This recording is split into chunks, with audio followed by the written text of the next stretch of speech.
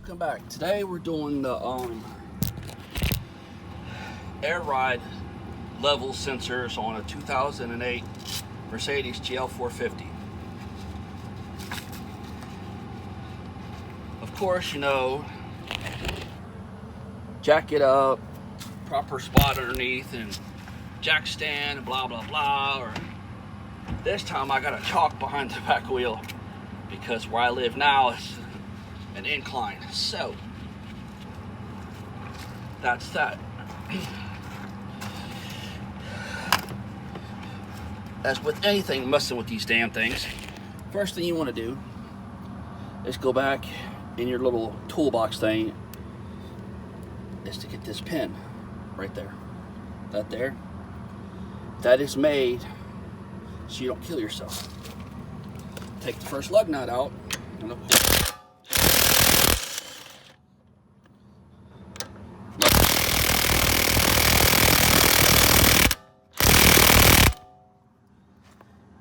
paid $100 or $200 for this bad boy. Now that you got the wheel off, there it is. Where that wrench is, that's 8mm, and that nut is a 10mm. And then you come up here. That's the bracket that holds the leveling sensor. Both of them are 10mm. You just pull them off.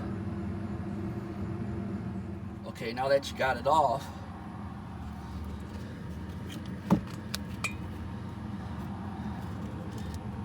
those two little bolts right there, they're 8mm. And yes, it's zip tied. Most of them are zip tied anyway.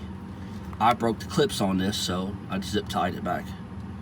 But most of them factory, they come zip tied anyway, keep them from vibrating loose. And that's pretty straightforward. You just put it back on the way you took it off. The passenger side is just like the driver's side, so I'm not going to bore you with that. The back is a little different, but for now, that's just all there is to it. It's that. Thanks for stopping by. Terrible as shit you can.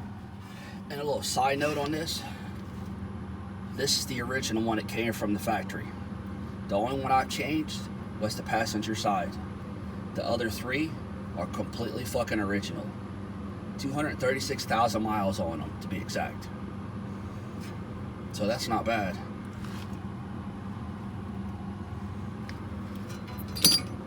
Yeah, I know I'm fucking slacking today. It's been a rough week. There's the part numbers and everything. I got it from FCP Euro. Supposedly they're lifetime warranty, so we'll find out if they hold up to their warranty or what. I never opened it.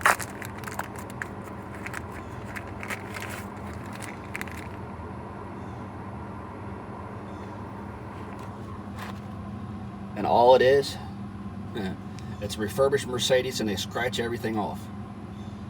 Imagine that. I got one like this for the other side once before too. Cheap bastards.